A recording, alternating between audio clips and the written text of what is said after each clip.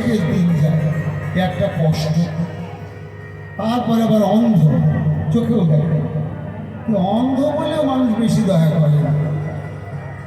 তারপরে আবার বয়স হয়েছে, কেউ যুক্তি দিয়েছে, বিবাহও করেছে, কিন্তু 12 বছর হলো বিয়ে করেছে, একটা ছেলেও হয়নি। অপুত্র, জন্মান্ধ এবং দুর্ভাগ্য পীড়িত, খাবারও জুটে না। তখন ভগবানের প্রতি সুরদাসের খুব অভিমান হয়ে গেল। ঠাকুর, আমার কর্মফল অনুসারে তুমি এই জন্ম দিলে দাও, আমি মেনে নিয়েছি, কিন্তু একটু বাঁচার মতন অন্য সংস্থানের ব্যবস্থা তুমি করে দিচ্ছ না। আবার তোমার পৃথিবীটা কেমন সুন্দর আমার দেখার সৌভাগ্য নেই। আবার তুমি বিবাহের উদ্দীপনা জাগিয়েছ, বংশ রক্ষার জন্য একটা সন্তান হল। তাই মনের খেদে ভগবানের বিরুদ্ধে অনাহার ধর্ম পড়ে রয়েছে, অনাহারে পড়ে রয়েছে। 5 দিন 7 দিন 10 দিন ভগবানকে থাকতে পারেন, তার উদ্দেশ্য মনে আছে। ভগবান এসেছে, এই সুরদাস, জলদি বাতাও জি क्या मांगते हो तुम? রাধে রাধে। চোখে তো দেখে না, তো কেউ ভগবান সামনে এলেন কিনা ওটা চোখে দেখে বোঝার দরকার হয় না, প্রাণে প্রাণেই বোঝা যায়। তাই অন্ধ ভিখারি ব্রাহ্মণ বুঝতে পারলেন ঠাকুরই এসেছে। হে দয়াল, হে প্রভু, তুমি এসেছ? হ্যাঁ সুরদাস, তুমি কি চাও? অনাহারে আছো? বলে, প্রভু দেখো, কর্মফলে জন্মান্ধ হয়ে জন্মগ্রহণ করেছি, এই অন্ধ বলে লোকের কৃপা হয় না আমার প্রতি। তাই তুমি আমাকে এমন একটা বর দাও, আমি যেন বিশাল ধনী হয়ে যাই, আমাকে যেন এই ভিক্ষারি জীবনটা যাপন করতে না। ভগবান বলছে, তাহলে আমি এই বরটা দিয়ে চলে যাই? বলে, দাঁড়াও দাঁড়াও, আমার কথা শেষ হয়নি। বলে, আবার কি? না দেখো, তোমার এই পৃথিবীটা নাকি খুব সুন্দর, তা কোনটা সবুজ, কোনটা হলুদ, কোনটা কালো আমি জানি না প্রভু। কেন? আমি অন্ধ। ও, তার মানে দৃষ্টিশক্তি চাইছে? তাহলে আমি দৃষ্টিশক্তি দিয়ে চলে যাচ্ছি। বলে, না না, আমার কথা শেষ হয়নি, শোনো। আজ 12-14 বছর বিবাহ করেছি, আমার মতো একটা কানা করা ছেলেও হয় না।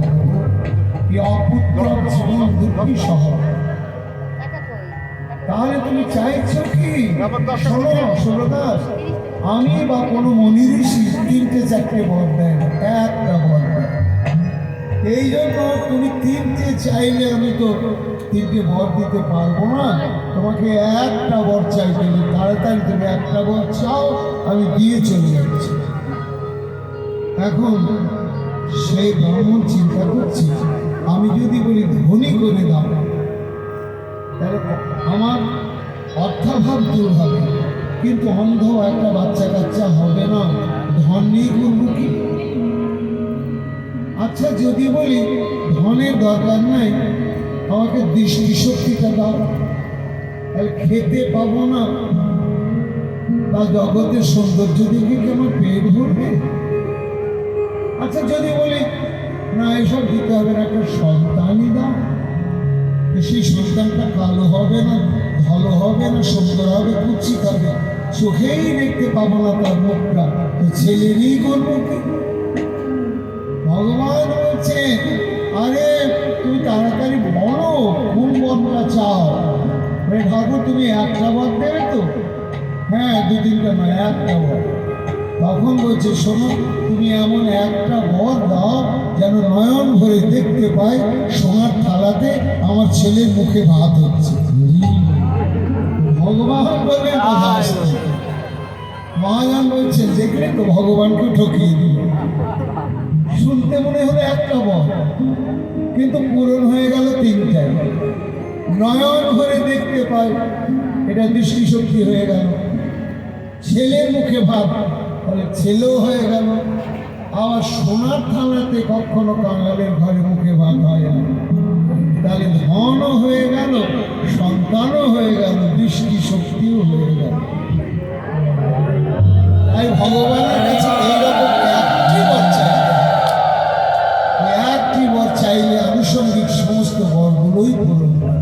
এই তত্ত্বটা জগৎকে জানাবার জন্যই গোবিন্দ আমার বলছেন যে তোরা হাজার রকম খেতে চাই, তা হবে না, একরকম হতে হবে। সে একরকমটা কি?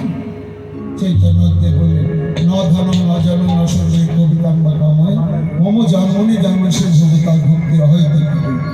ধন জন নাহি মাগো কবিতা সুন্দরী, ধন জন নাহি মাগো কবিতা সুন্দরী, আর শুদ্ধ প্রেম ভক্তি দেহ মোরে কৃপা করে।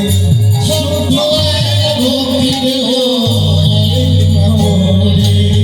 এই প্রেম ও ভক্তি যদি থাকে, ধন জন বিত্ত বৈভব যত সব এই জন্য একরকম চাইতে হবে। শোন, তোরা হাজার রকম চাইবি, ওটা